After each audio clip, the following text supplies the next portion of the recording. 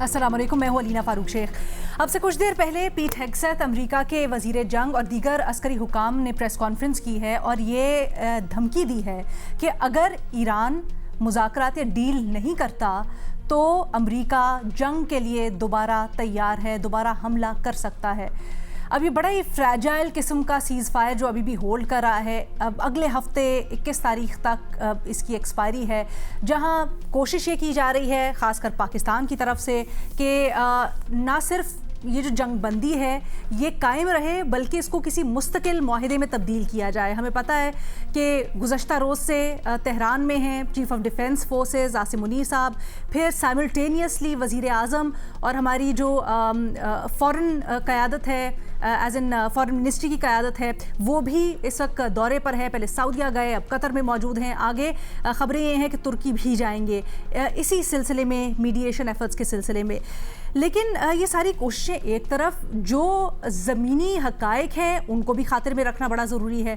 इस वक्त अमेरिका ने ब्लॉकेड कर दिया है या नाकाबंदी कर दी है स्ट्रेट ऑफ हॉर्मूज़ के ऊपर, जिसको ईरान की तरफ से अच्छा तसव्वुर नहीं किया जा रहा या इट्स नॉट वेल रिसीव्ड। ये भी ख़बरें आ रही हैं कि ईरान ने इस बात के ऊपर मुतनब्बे किया है अमेरिका को कि अगर ये ब्लॉकेड ना खोला गया अमेरिका की तरफ से तो ईरान दीगर हिकमत अमली पर गौर कर सकता है, जिसमें जो अपोजिट साइड के ऊपर एक वाटर चैनल है जिसमें बाबल मंदब तक सारी के सारे मुख्तलिफ चैनल्स हैं, ओमान का, रेड सी, ये सारी चीज़ें, वहाँ पर भी कोई एक्शन ईरान की तरफ से लिया जा सकता है। बट बहुत सारी खबरें आ रही हैं इससे मुतल्लिक। फिर लेबनान का भी इशू है इस दौरान, जैसे अमरीकी सदर ने गुज़श्ता रोज़ ट्वीट किया और ये बताया कि इसराइल और लेबनान के जो लीडरान हैं उनके दरमियान में बराह रास्त मुज़ाकरात भी हो सकते हैं। सो बहुत सारी अपडेट्स चल रही हैं, इनकी रेलेवेंस क्या है, किस तरह से सारी चीज़ें इकट्ठा होती हैं और जो मामलात अभी बनाने की कोशिश की जा रही है, किसी माहिदे की तरफ ले जाने की कोशिश की जा रही है ईरान और अमेरिका के दरमियान, उनको ये किस हद तक मुतासिर कर सकती हैं, उनके बारे में क्या इशारा देती हैं, सब कुछ जानते हैं अपने तज्जियाकारों से। हमें ज्वाइन कर रहे हैं आज एनालिसिस के लिए महमद सरफराज साहब, इरशाद भट्टी साहब, शहजाद इकबाल साहब और सैयद मोहम्मद अली साहब भी हमारे साथ मौजूद हैं। मोहम्मद अली साहब, आपसे शुरू करते हैं। सर, पीट हेग्सेथ की अभी जो प्रेस कॉन्फ्रेंस है उसकी अहमियत हमें बताइएगा। एक तो उन्होंने ये खुले अल्फाज में कह दिया है कि अगर कोई डील नहीं होती तो हम दोबारा से जंग में जाएंगे। इसकी सिग्निफिकेंस क्या है? क्या ये सिर्फ एक प्रेशर टैक्टिक है या वाकई में इस हद तक दुनिया जा सकती है? दूसरा, चाइना की उन्होंने बात की विच इज़ रियली इंटरेस्टिंग, क्योंकि 2-3 दिन से हम देख रहे हैं कि वो ट्रंप के सोशल मीडिया के पैगामात हों, अमरीकी मीडिया का कॉन्वर्सेशन का डिस्कोर्स हो या फिर अब पीट हेग्सेथ, वो चीन का बार बार हवाला देते हैं और चीन की मिसालें देते हैं। अभी पीट हेग्सेथ ने कहा कि चीन ने यकीन दहानी करवाई है अमेरिका को कि ईरान को हथियार नहीं भेजे जाएंगे। तो सर, इस नुक्ते पे भी थोड़ी सी रोशनी डालिएगा कि इस सारी कॉन्वर्सेशन में बार बार चीन को क्यों लेके आया जा रहा है इस वक्त खास तौर पर।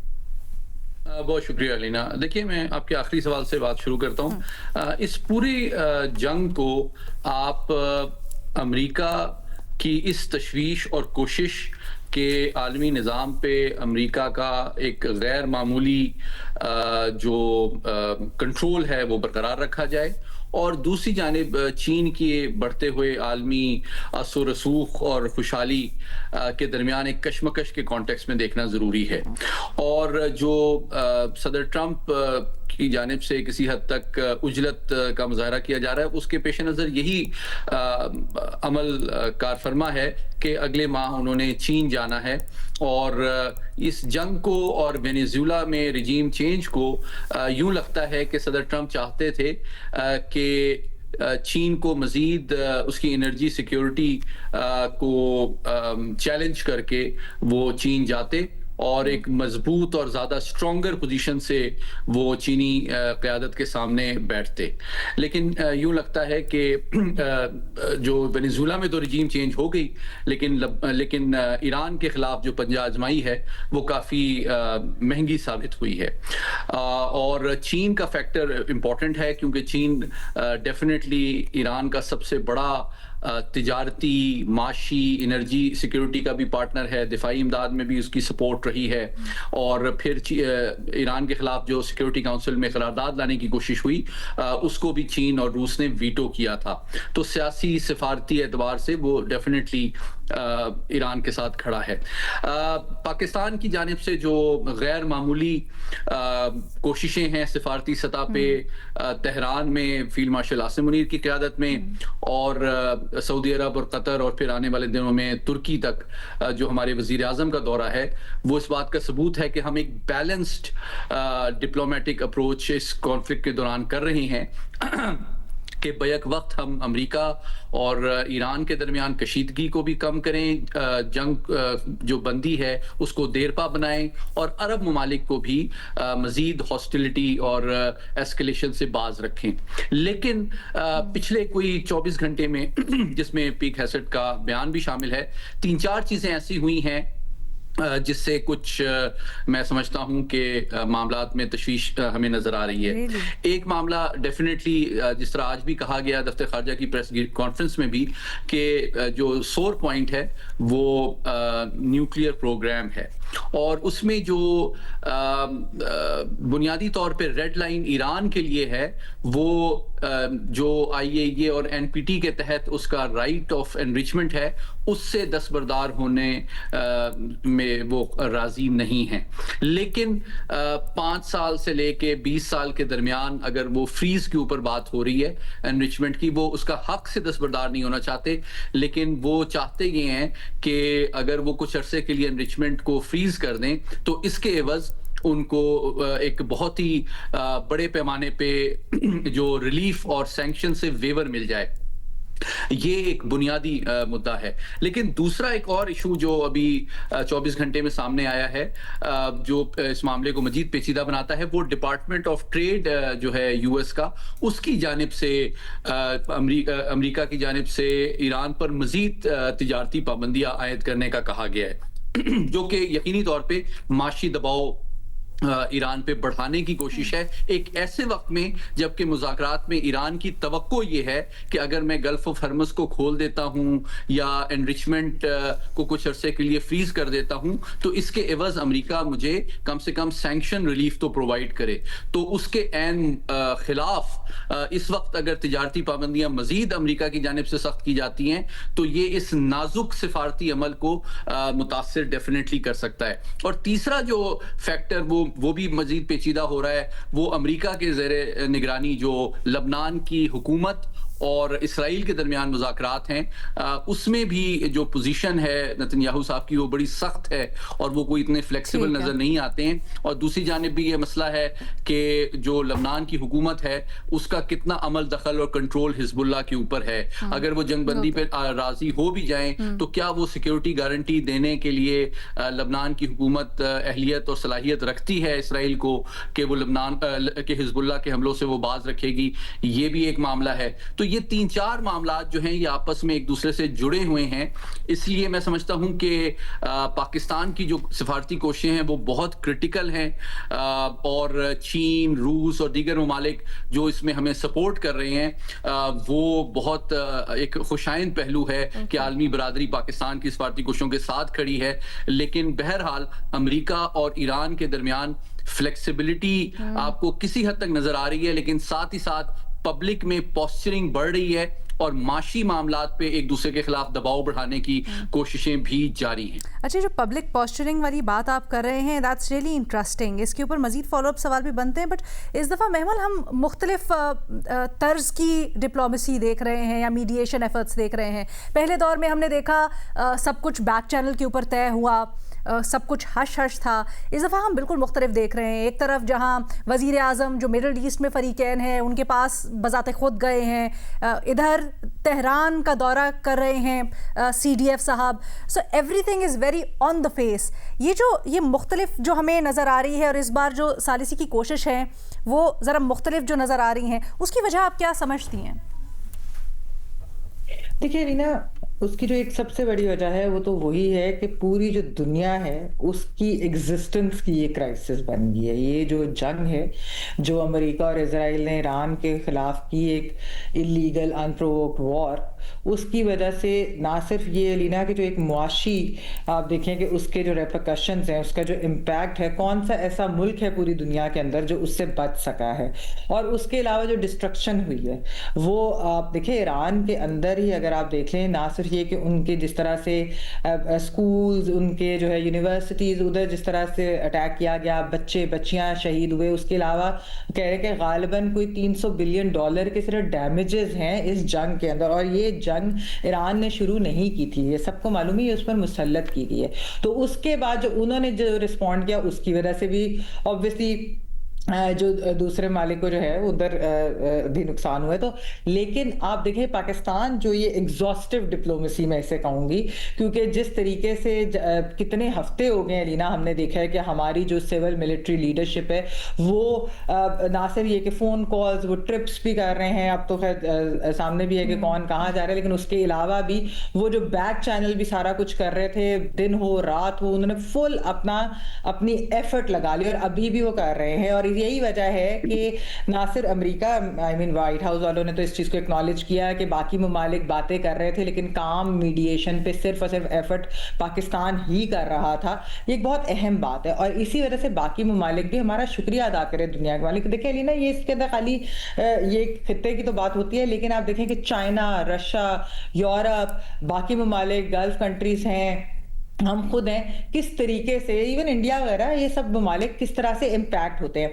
अब जो बात हो रही है अमेरिका के अंदर, ये जो आपने अभी जो पीट हेग्सेथ की बात की, देखें अमेरिका के अंदर क्योंकि एक तो ट्रंप के ऊपर ये जंग शुरू करने की ही बहुत ज्यादा तनकीद हुई थी इस बात की ऊपर, उनके जो पुरानी एडमिनिस्ट्रेशन के ऑफिशियल्स थे उन्होंने भी आकर ये बात कही थी कि ऐसा नहीं है कि नेतन्याहू ने कोई ये पहले किसी सदर को, अमेरिकी सदर को ये मशवरा दिया था और इस तरह की जो है प्रेजेंटेशन की थी कि ये आप कर लें ईरान के ऊपर अटैक, लेकिन किसी ने किया नहीं इस तरह से डायरेक्ट अटैक।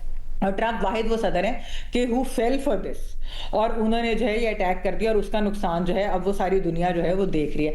तो एक अमेरिकी मीडिया के अंदर जिस किस्म की ये बातें आ रही है, और अभी भी ये जो सीज फायर और निगोसिएशंस की बात हुई, तो उसके ऊपर ट्रंप एडमिनिस्ट्रेशन पे यही हो रहा है कि ये ऑफ रैंप चाह रहे हैं और ये फेस सेविंग चाह रहे हैं, तो उनके ऊपर बहुत ये भी क्रिटिसिज्म आ रहा है। और आपको मालूम है कि ये जो ट्रंप एडमिनिस्ट्रेशन है, इनको अपने इमेज की बहुत ज्यादा जो है वो परवाह होती है, ये कि मीडिया के अंदर क्या वो जो है ना इस चीज के ऊपर कि ये हम, और सरेंडर वाली जो बात है ना, वो ट्रंप और उनके एडमिनिस्ट्रेशन को ये चीज पसंद नहीं आ रही। जो भी उनको ये लगता है कि अगर ये जो नैरेटिव बन रहा है कि क्योंकि ईरान ने फाइट बैक तो बहुत बहादुरी से किया है, देखिए ना 40 दिन से ऊपर उन्होंने जिस तरीके से फाइट बैक किया है कि एंड के ऊपर अमेरिका को निगोशिएटिंग टेबल पर जो है वो लेकर आया, तो ऑब्वियसली इसके ऊपर परसेप्शन भी यही है कि अमेरिका ने एक तरह से अब वो चाहते हैं कि ना हो, क्योंकि उनको भी अंदाजा नहीं था कि इतना सख्त फाइट बैक ईरान करेगा। तो ये जो चीजें रही ना, ये बहुत अहम है। अनफॉर्चुनेटली हमने अभी भी देखा, जैसे अभी आप लेबनान की भी बात कर रही हैं कि जो है वो लबनान और क्या इजराइल के दरमियान कुछ चीज़ ऐसी तय हो सकी कि अमेरिका कोशिश तो कर रहा है। ट्रंप ने जो है वो जो एक पोस्ट भी, सोशल मीडिया पोस्ट भी उन्होंने इस हवाले से की थी, लेकिन अभी तक तो जो खबरें आ रही हैं कि पता नहीं वो बात करने को डायरेक्टली तैयार है भी कि नहीं। मसला ये है, दो इसमें एक सबसे बड़ा स्पॉइलर तो नेतन्याहू और इजराइल है। वो तो हमें पता है कि ज़ायनिस्ट रजीम तो चाहती नहीं है कि ये पीस हो, ये सब कुछ हो। हालांकि अब वो वाले ममालिक भी रही ना, जैसे आप देखें इवन यूएई के जो हमने देखा था कि उनकी टेंशंस थी ईरान के साथ ड्यूरिंग दिस होल थिंग, क्योंकि ईरान जो है बार उधर हिट कर रहा था, उनकी भी राब्ता हो गया ईरान के साथ, उन्हें भी अंदाजा हो गया कि इसके रेपरकशंस कितने, अगर ये रुक जाए तो बहुत ही अच्छा है पूरी दुनिया के लिए और उनके लिए भी। तो लेकिन एक इजराइल ऐसा उनके एक्सपेंशनिस्ट डिजाइन है। अच्छा, दूसरा मसला ये लीना कि देखें at the end of the day, अभी आपने पीट हेग्सेथ की जो आप प्रेस कॉन्फ्रेंस की बात करिए, ट्रंप भी एक अनप्रिडिक्टेबल इंसान है। वो भी कल को उठ के क्या चीज डिसाइड कर लेते हैं, तो उनको रोका कैसे जा सकता है। कोशिश तो हमने बहुत ज्यादा की है, लेकिन ये जो दो हैं, एक तो मतलब ज़ायनिस्ट का तो हमें मालूम है कि वो क्या चाहते हैं, नेतन्याहू क्या चाहता है, लेकिन जो अमेरिकी एडमिनिस्ट्रेशन लग तो बज़ाहिर यही रहा है कि वो चाहते हैं कि ऐसा ना हो, लेकिन वो परसेप्शन की भी बात है। तो उस चीज को वो करने के लिए क्या करेंगे, जो मैं ये जरूर कहूंगी कि आई होप कि ये पीस एफर्ट्स जो हैं ये बिल्कुल सक्सीड करें, क्योंकि एलिना दुनिया जो है इस वक्त अफोर्ड नहीं कर सकती जो उसके बाद अगर ये ना रुका और ये सीजफायर या वायलेशन हुई या जो ये सीजफायर एक्सटेंड ना हुआ और दोबारा से जंग शुरू होगी, तो उसके रेपरकशन। अच्छा, आई थिंक ये बड़ा इंटरेस्टिंग सवाल है। आज जो पीट हेग्सेथ बात कर रहे हैं, कल परसों हमने ट्रंप को सुना जिसे एक उम्मीद पूरी दुनिया में पैदा हो गई, और हमने देखा कि इसको मार्केट्स ने भी शहजाद बड़ी पॉजिटिवली लिया कि ट्रंप कह रहे हैं कि बस जंग खत्म होने वाली है। लेकिन आज ट्रंप के वजीर जंग आते हैं और कहते हैं कि अगर डील नहीं होती तो जंग दोबारा शुरू हो सकती है। ये सिर्फ धमकी है या वाकई आप समझते हैं कि जंग दोबारा शुरू हो सकती है? बहुत शुक्रिया अलीना। क्या बात करें इनके बयानात पर, रोज एक बात होती है। लेकिन देखिए ये भी एक फैक्ट है कि जंगबंदी की जब भी बात हो रही होती है, चाहे वो आर्जी सीज फायर और परमानेंट सीज फायर हो, जब तक किसी मुआहदे पे दस्तखत नहीं किए जाते, हम अक्सर देखते हैं कि बमबारी भी चलती रहती है। लेकिन यहाँ पे तो चले एक टेम्पररी सीज फायर है जो अब तक होल्ड कर रहा है। दूसरा, इस किस्म के बयानात भी आ सकते हैं और मतलब दोनों साइड अपनी एक पोजीशन जो है वाजे करेंगे, उसमें धमकी भी देंगे, एक प्रेशर बिल्ड करने की कोशिश करेंगे। और इस वक्त भी सिचुएशन काफी वॉलेटाइल है। मतलब कल भी मैंने आपसे बात करते हुए कहा था कि बजाय तो इंडिकेशंस हैं कि जब दोनों फरीक एक आर्जी जंगबंदी पर भी तैयार हो गए हैं, जब दोनों फरीक पहले राउंड ऑफ टॉक्स पे भी साथ बैठ गए और एक ऐसे मौके पे साथ बैठे हैं जाके जबकि सिर्फ ये जंग मसला नहीं है बल्कि एक तारीख है इनकी 50 साल की पुरानी, उसमें साथ बैठना, चीजों पे डिस्कशन करना, कुछ चीजों पे जो है राजी हो जाना, कुछ चीजों पे अभी भी डेडलॉक बरकरार रहना, लेकिन फिर दोबारा इंदिया देना कि हम बैठना चाहते हैं। इसका मतलब कि कहीं ना कहीं इंटेंट तो है कि बातचीत के जरिए इस मसले को हल किया जाए। और मुझे फ्रैंकली लगता है कि पीट हेग्सेथ जो भी बात करें, ऑब्वियसली वो वॉर मिनिस्टर है वहां पर, वो ये जंग की ही बात करेंगे, लेकिन आई डोंट थिंक सो ये सूट करता है। ईरान को भी सूट नहीं करता दोबारा जंग में वापस लौटना, ना ही जंगी मैदान में लौटना अमेरिका को मुझे लगता है कि सूट करता है। उनका इंटरनल प्रेशर बहुत ज्यादा है, इकोनॉमिक कंडीशंस वहां पे जो अमरीकी है, एक आम आदमी वो बहुत ज्यादा मुतासर हो रहा है। यूरोप उनके साथ खड़ा होता हुआ नजर नहीं आ रहा इस स्ट्रेट ऑफ हॉर्मुज के मामले पर, बल्कि इनफैक्ट अभी एक हैंडल है एक्स पर जो कि मॉनिटर करता है वेसल्स को, तो वो बता रहे हैं कि ईरान ने इस ब्लॉकेड के बाद जो कि ऐलान किया गया यूएस की जानिब से, तकरीबन 9 मिलियन जो है बैरल्स वो वहां से निकाल चुके हैं स्ट्रेट ऑफ हॉर्मुज या गल्फ ऑफ ओमान से। तो यानी कि उसमें भी उनको इतनी ज्यादा कामयाबी नहीं हो रही, ना उनको कोई ग्लोबल सपोर्ट मिल रही है। तो मुझे इस बात के इम्कानात फ्रैंकली कम लगते हैं कि ये दोनों दोबारा जंगी मैदान में जाए। लेकिन हैविंग सेड दैट, अभी तक जो भी हमने अमेरिकी फैसले देखे हैं, चाहे वो जंग मुसल्लत करना हो, चाहे वो स्ट्रेट ऑफ हॉर्मुज को अनब्लॉक करने के बजाय मजीद ब्लॉक करना हो, उसमें कोई रैशनल नहीं नजर आ रहा। तो लिहाजा fingers crossed, anything can happen. अगर इसी तरह बेवकूफाना फैसले कर रहे हैं तो शायद उसमें यह भी हो कि दोबारा जंग मुसल्लत कर दी जाए। और इतनी धमकी देना कि एनर्जी इंफ्रास्ट्रक्चर पे हमला करेंगे, इससे कोई फायदा नहीं होगा, क्योंकि इससे ग्लोबल प्राइसेस बढ़ेंगी और नुकसानात ही नुकसानात होंगे। तो पाकिस्तान मेरे ख्याल से इसमें जो एफर्ट कर रहा है, हमारे बस पे जितना है वो कर रहे हैं। वजीर आजम इस वक्त खलीजी ममालिक के दौरे पे है, वो तुर्की जाएंगे। आपके CDF जो है वो इस वक्त ईरान में है, वो वहां पर कुछ ऑब्वियसली अहम चीजों पे बात करेंगे। कल हमारी बल्कि एक सोर्स से बात हुई थी तो उन्होंने कहा था कि जो लूज एंड रह गए थे उसको वो टाई करने गए हैं, यानी कि जो भी एक अनफिनिश्ड बिजनेस था या जिन पे जो है मुज़ाकरात में एक डेडलॉक आ गया था, तो उसको वो रिजॉल्व करने वहां पे गए। So let's hope for the best.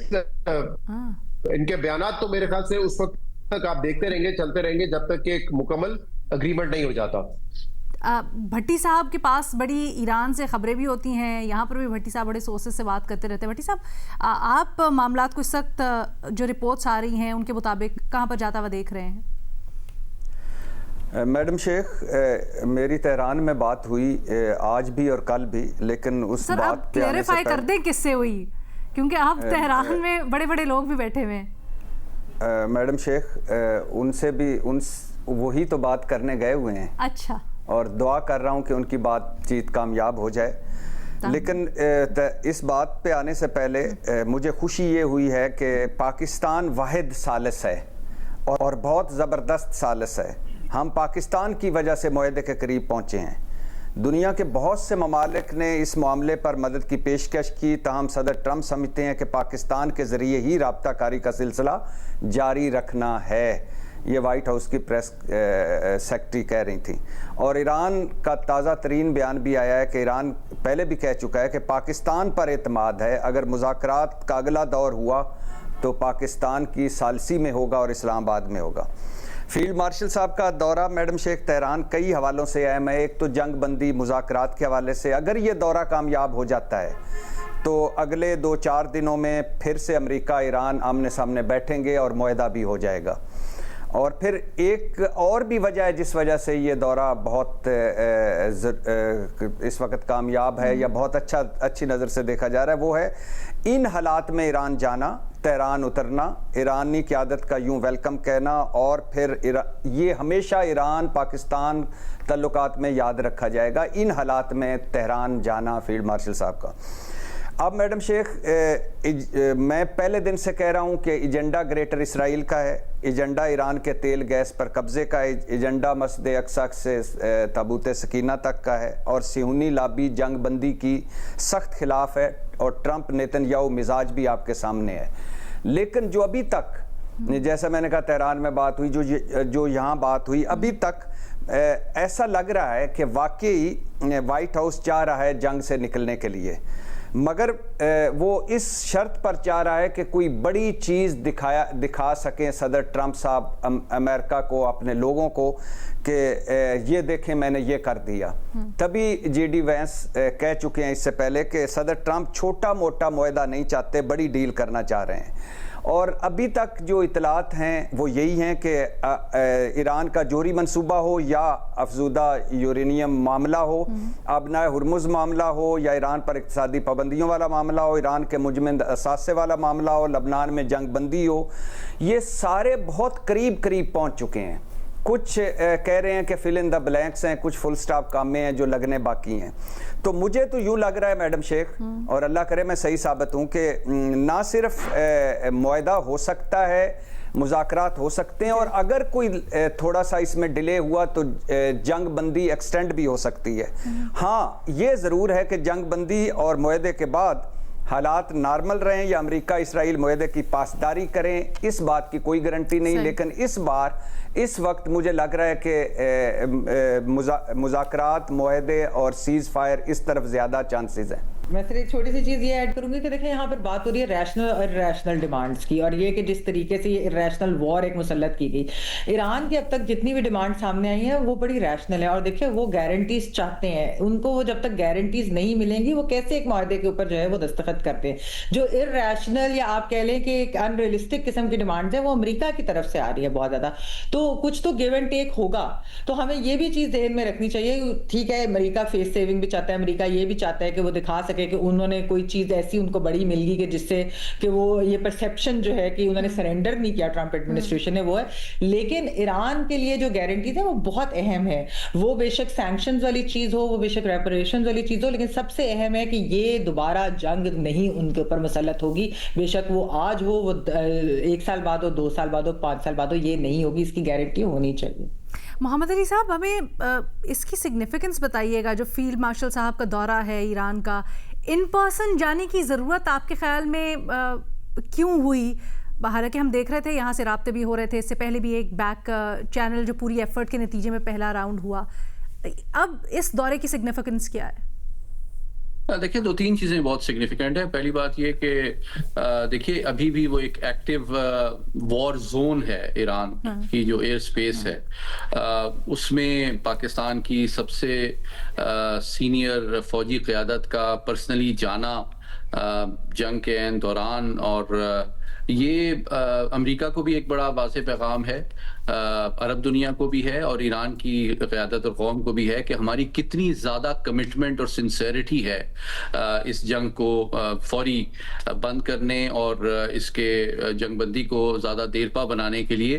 तो मैं समझता हूँ ईरान की क़यादत भी इसको रिकॉग्नाइज करेगी और अप्रिशिएट करेगी कि ये, बल्कि इसको सिर्फ पाकिस्तान की डिप्लोमेसी के कॉन्टेक्स्ट में ना देखें, बल्कि जब से जंग शुरू हुई है मैं समझता हूँ ये पहली कोई आलमी अहम शख्सियत है जो कि जंग के ऐन दौरान जो है उन्होंने ईरान का दौरा किया है।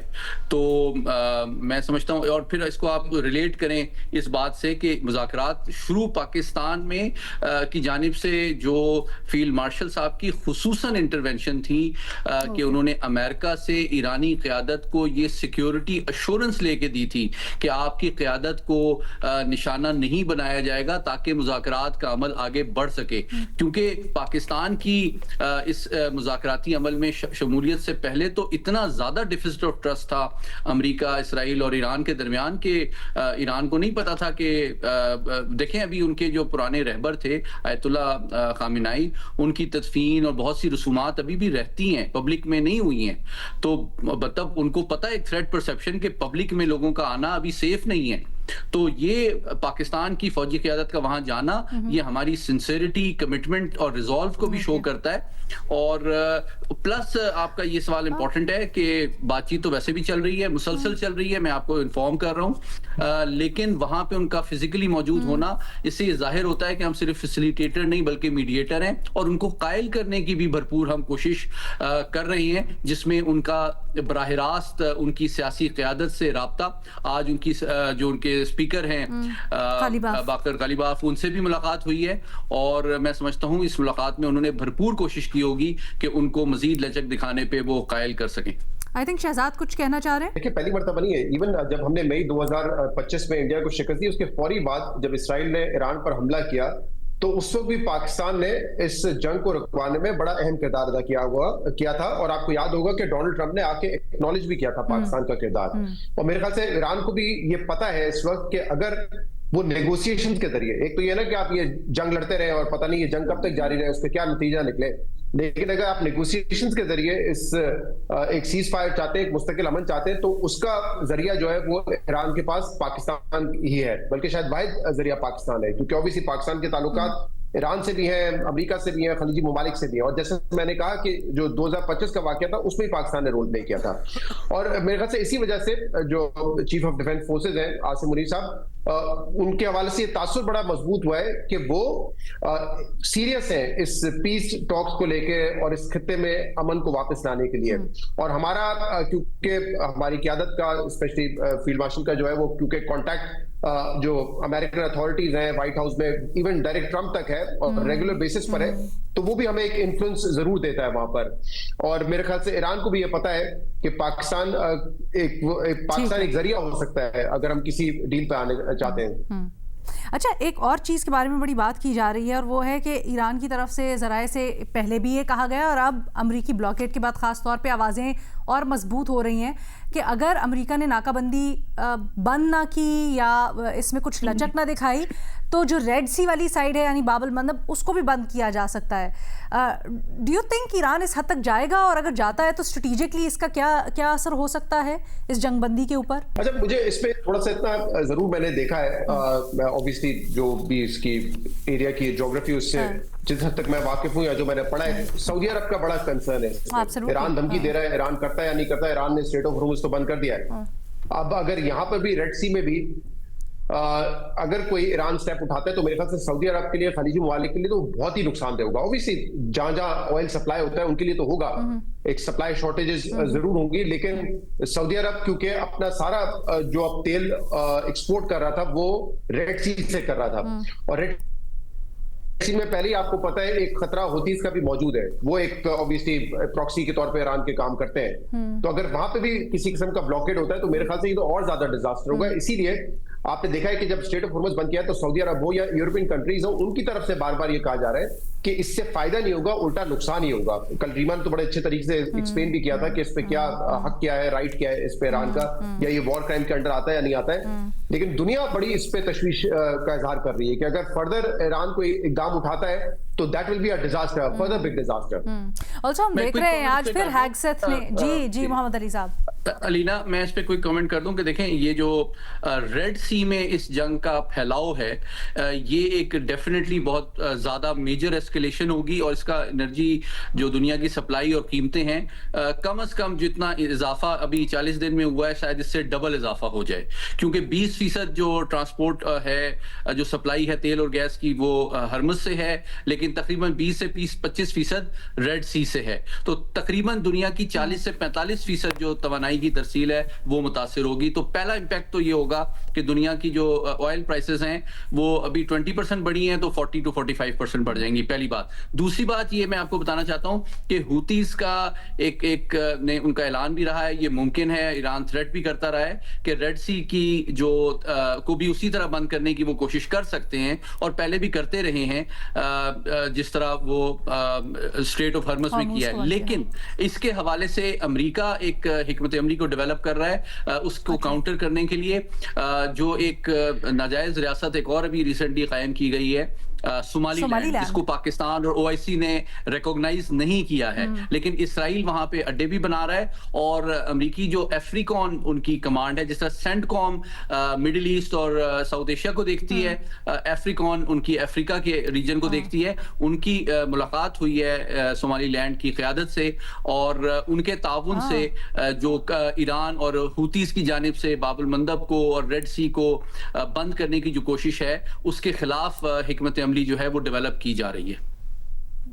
Thank you for this update. बड़ी ये दिलचस्प, लेकिन हम उम्मीद यही कि मामलात यहाँ तक, इस नहज तक ना पहुँचे, ये फर्दर एस्केलेट ना हो और जो मुज़ाकरात की कोशिशें हो रही हैं, जो दोनों फरीकैन को किसी एक मुआहदे पर लाने की कोशिशें हो रही हैं, वो रंग लाएं। आई थिंक इसमें इसराइल का भी बड़ा अहम किरदार है। चले आने वाले दिनों में उसको भी डिस्कस करते हैं। अभी एक छोटी सी ब्रेक लेते हैं, उसके बाद फिर दीगर सवालात के साथ आते हैं वापस। वेलकम बैक जी। हम लोग डिस्कस कर रहे हैं मुख्तलिफ मामलात को। आपको पता है ईरान अमरीका जंग के जो असरात हैं वो पूरी दुनिया पर जो तवानाई की हिंड्रेंस हुई है उसके सिलसिले में बहुत है। पाकिस्तान इसको फेस कर रहा है और अब मुल्क में जो लोड शेडिंग का नया सिलसिला शुरू हुआ है, ये कहा गया है कल कि कीमतें नहीं बढ़ेंगी लेकिन लोड शेडिंग हम करेंगे। शहजाद इकबाल साहब, हम देख रहे हैं कि एलानिया लोड शेडिंग 2 घंटे 2.5 घंटे की कही गई थी, लेकिन इसके अलावा रिपोर्ट ये हो रहा है कि पंजाब में 7 से 8 घंटे की लोड शेडिंग हो रही है, which is obviously in addition to जो 2.5 घंटे की एलानिया लोड शेडिंग है। ये जो गैर एलानी लोड शेडिंग भी साथ शुरू हो गई है, अवाम बड़े परेशान है। कोई इसका मुतबादिल तरीका है इसको कंट्रोल करने का हुकूमत के पास? देखिए, सबसे पहले तो मैं बड़ा हैरान हूं मिनिस्ट्री ऑफ पावर डिवीजन पर कि कल उन्होंने ये कहा कि 2.25-2.5 घंटे की लोड शेडिंग होगी और ये लोड शेडिंग इसलिए जरूरी है ताकि 3 रुपए का इजाफी बोझ जो है वो सार्फिन पे ना डाला जाए, क्योंकि अगर हम लोड शेडिंग नहीं करेंगे तो हमें ऑब्वियसली डिमांड मीट करने के लिए महंगी बिजली पैदा करनी पड़ेगी, जो डीजल से होगी, फर्नेस ऑयल से होगी, और ऑब्वियसली उस वजह से फिर आपकी जो टैरिफ है उसमें इजाफा हो जाएगा। तो बेहतर सोल्यूशन ये है कि 2-2.5 घंटे की आप लोड शेडिंग कर दें। मैंने भी कल कहा था कि अगर ये एक शॉर्ट टर्म है तो ठीक है, 2-2.5 घंटे की लोड शेडिंग कर दें, क्योंकि वैसे ही आपकी पेट्रोल की कीमत बढ़ चुकी है, डीजल की कीमत बढ़ चुकी है, आवाम और कितना सफर करेगी। आप मजीद उन पे अगर महंगी बिजली का बोझ भी डाल देंगे तो जितना भी उसका एक डोमिनो इफेक्ट आएगा दूसरी प्राइसेस पे, वो बहुत ज्यादा होगा आवाम के लिए बेयर करना। लेकिन कल हमने देखा इस्लामाबाद में और पंजाब में भी कई शहरों में कि वो 2-2.5 घंटे नहीं, वो 7-8 घंटे की लोड शेडिंग है। पीक आवर्स में हर 1 घंटे के बाद बिजली जा रही है और सिर्फ घरेलू सार्फिन इससे परेशान नहीं है, जो मार्केट्स है, जो कारोबार करते हैं, वो इससे बेहद परेशान है, इंडस्ट्री परेशान है। अब सोचे, जब आप वैसे ही इन मुश्किल हालात में मार्केट्स को कह रहे हैं कि आप 8 बजे बंद कर दें क्योंकि हमें ऑब्वियसली कंजर्वेशन करनी है, लेकिन उसमें भी अगर हर घंटे बिजली जाएगी तो लोग काम कैसे करेंगे, कारोबार कैसे चलेगा? तो इस वक्त लोगों के बड़े बुरे हाल हैं। और मैं वैसे ही इस प्लानिंग से बड़ा हैरान हूं कि एक दिन आप कहते हैं 2-2.5 घंटे की लोड शेडिंग है। आज जो अवीस लगारी साहब ने प्रेस कॉन्फ्रेंस की उसमें बताया कि 2500 मेगावाट शॉर्टफॉल है क्योंकि हमें एलएनजी नहीं मिल रहा, और तकरीबन 1500 जो है वो शॉर्टफॉल है मेगावाट की, बिकॉज आपका जो हाइडल है उसमें पानी कम है तो वो इसलिए बिजली पैदा नहीं कर रहा। अच्छा, यहां पे मैं आपको थोड़ा सा इसका बैकग्राउंड बताऊं कि चले इस वक्त तो हम एक मुश्किल हालात में है, लेकिन ये एलएनजी ना, ये एक मुअम्मा बना हुआ है हमारे लिए। जब नून लीग की हुकूमत ने ये एलएनजी टर्मिनल्स और एलएनजी इंपोर्ट किए 2015-14 में और उसके बाद भी आते रहे आहिस्ता आहिस्ता, तो बड़ा उसका एक उसको कहा गया कि बड़ा लैंडमार्क अचीवमेंट है हमारे लिए। और ऑब्वियसली आरएलएनजी के जो हमारे मुआहदे हुए थे वो कंपेयर टू फर्नेस ऑयल या जो दूसरा हम तेल इस्तेमाल करते हैं या कोई भी सोर्स इस्तेमाल करते हैं बिजली पैदा करने के लिए, उससे वो सस्ता था। अच्छा, फिर पीटीआई के दौर में यही नून लीग बड़ा शोर मचाती रही और कहती रही पीटीआई को कि आप मजीद कॉन्ट्रैक्ट्स करें, लॉन्ग टर्म कॉन्ट्रैक्ट करें, कतर से ऑयल आप मंगवाएं, एलएनजी मंगवाएं सॉरी, और आप टर्मिनल्स भी बनाएं। अच्छा, हमारे 2 एलएनजी टर्मिनल्स हैं और वो भी कैपेसिटी पेमेंट पे चलते हैं, यानी कि अगर आप ऑब्वियसली उनसे नहीं भी गैस खरीद रहे हैं या आपकी किसी और मुल्क से एलएनजी नहीं आ रही है, तब भी आपको कैपेसिटी चार्जेस जो है वो पे कर रहे हैं। अंडरस्टैंडेबल है, क्योंकि एक सिंगल बायर है, हुकूमती बाय करती है, तो ऑब्वियसली जो भी इन्वेस्टमेंट करेगा उसको ये अश्योरिटी और ये गारंटीज चाहिए होगी कि आप हमें कैपेसिटी चार्जेस देंगे। लेकिन 2022 में हुकूमत आती है नून लीग की, दोबारा पीडीएम हुकूमत आई शहबाज शरीफ साहब की, और फिर 2024 में जितने भी बयान देखें आप उनके, शहबाज शरीफ साहब के अपने, कि हमें इंपोर्टेड फ्यूल पे नहीं रिलाई करना चाहिए। हम जो है इंडिजिनस सोर्स पे अपना या तो डिपेंड करें, या हम जो है सोलर पे और दीगर चीजों पे डिपेंड करें। तो आपने वहां से एलएनजी को आहिस्ता आहिस्ता आपने उसके जो कॉन्ट्रैक्ट से कम करना शुरू कर दिए। और अभी रिसेंटली हाल ये थी कि दोनों आपके जो मिनिस्टर है पावर और पेट्रोलियम के, वो आमने सामने थे। पेट्रोलियम मिनिस्टर कहते हैं कि जो मुआहदे हुए हुए उसके तहत हमें कैपेसिटी पेमेंट भी पे करनी है और हमारे जो कार्गोज है वो भी आ रहे हैं, और आगे पावर डिवीजन हमसे नहीं लेता है। तो एक सप्लाई गलत जो है वो मौजूद है।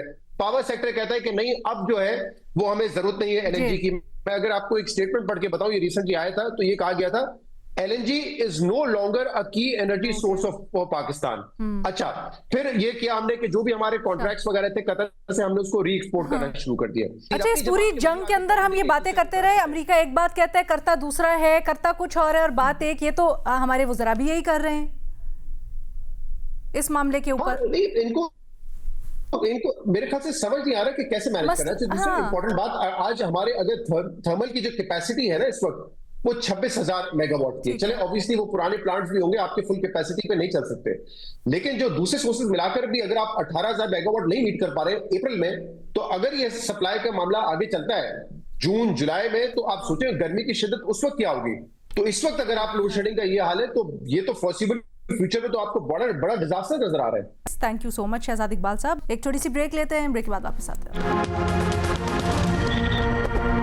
Welcome back. मोहम्मद अली साहब, सवाल ये हो रहा है कि अमेरिका और ईरान के दरमियान जारी मुज़ाकरात में ईरानी जौहरी प्रोग्राम के हवाले से डेडलॉक है। आपकी नज़र में कौन सा हल दोनों फरीकैन के लिए काबिल कबूल हो सकता है? आई थिंक इसमें यह भी शामिल कर लें सर कि बहुत सी बातें हो रही हैं। ईरान का जो अफसूदा यूरेनियम है उसमें जो एडिशनल अमाउंट है वो कहाँ जाएगा, जो मिकदार ज़्यादा है वो उसके लिए क्या क्या ऑप्शंस हैं अगर उसको कोई मुआहदे के नतीजे में कहीं पार्क करना होता है तो?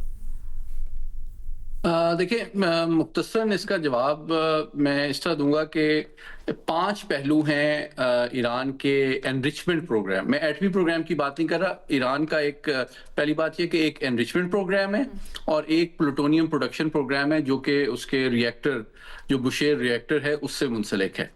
अभी जो ज़्यादातर फोकस है वो बुनियादी तौर पे एनरिचमेंट प्रोग्राम के हवाले से है। तो 5 चीज़ें हैं। पहली बात जो इस वक्त हमारे सामने है वो टाइम के हवाले से है। मुज़ाकरात में ईरान जो है वो विलिंग है 3 से 5 साल तक के लिए जो एनरिचमेंट का प्रोसेस है उसको फ्रीज करने के लिए। अमेरिका जो है वो 20 साल की कमिटमेंट मांग रहा है। तो तवक्को ये है कि इसके बीच में कोई ऐसे वक्त के हवाले से जो म्यूचुअली एक्सेप्टेबल हो, ये डील हो जाए। इन रिटर्न के अमेरिका जो है जो माशी पाबंदियां हैं वो हटा दे। और ये इसके इम्कानात मैं ज़्यादा इसलिए देख रहा हूँ कि 11 साल पहले जो JCPOA हुआ था उसमें भी बिल्कुल इसी तरह हुआ था कि ईरान ने ये कमिटमेंट मानी थी कि 3.67% से ज़्यादा वो एनरिच नहीं करेंगे, लेकिन आप हमारे ऊपर सैंक्शंस ख़त्म कर देंगे। तो जब अमेरिका जो है वो निकला यकतरफा तौर पे JCPOA से, तो ईरान ने भी जवाब में एनरिचमेंट बढ़ाना शुरू कर दी और अब वो 60% तक एनरिच कर चुके हैं यूरेनियम को। ये पहली बात टाइम के हवाले से है। दूसरी चीज मेयार के हवाले से है। कम लोग जानते हैं कि 440 किलो के करीब इनके पास 60% एनरिच यूरेनियम के ज़खायर मौजूद हैं, लेकिन 20% एनरिच यूरेनियम के इनके पास तकरीबन 1000 किलो के ज़खायर मौजूद हैं। और 3.67% जो एनरिच यूरेनियम है, जो कि इन्होंने JCPOA के तहत पाबंदी कबूल की थी, 8,500 किलो यानी कि 8.5 टन इनके पास ज़खायर मौजूद हैं। लेकिन ज़्यादा तशवीश जो अमेरिका में पाई जाती है वो डेफिनेटली 60% एनरिच यूरेनियम के हवाले से इसलिए है कि उसको वेपन ग्रेड तक लेके जाने में ज़्यादा कम वक्त दरकार है। मोहम्मद अली साहब, क्या मैं गुजारिश कर सकती हूँ कि आप बड़े ज़बरदस्त तरीके से इसको टेक्निकल टर्म्स में डिस्क्राइब करें, लेकिन क्या ये मुमकिन हो सकता है कि मेरे जैसे ले पर्सन के लिए इसको बिल्कुल आसान अल्फाज में, ताकि हमें समझने में आसानी हो? जी बिल्कुल। दूसरे मैंने कहा एक टाइम का एस्पेक्ट है कि जनाब ईरान चाहता है कि 3 से 5 साल तक की पाबंदी मान लें कि वो मजीद यूरेनियम को अफज़ूदा नहीं करेगा। अमेरिका 20 साल मांग रहा है। तो मैं ये कह रहा हूँ कि डील पॉसिबल है कि इसके बीच में एक ऐसा टाइम जो दोनों को सूटेबल हो, उस पे डील हो जाए। इन रिटर्न के जो अमेरिका की जो पाबंदियां हैं इक्तिसादी, वो खत्म कर दी जाए ईरान की। दूसरी ऑप्शन ये है कि जो एनरिच यूरेनियम मौजूदा है 60% उसको जो है कम अफजूदा के लेवल पे लाया जाए, जिसको टेक्निकल टर्म में डाउन ब्लेंडिंग कहते हैं। तीसरी ऑप्शन ये है कि जो सेंट्रीफ्यूज वो मशीन होती है जिसमें एनरिचमेंट यूरेनियम को एनरिच किया जाता है, और उसकी भी 12 से 18,000 सेंट्रीफ्यूजेस की तादाद बताई जाती है। ये मुमकिन है कि उसकी जो तादाद है उसमें ईरान कोई तखफीफ करने पे रजामंद हो जाए। ये दूसरी ऑप्शन है।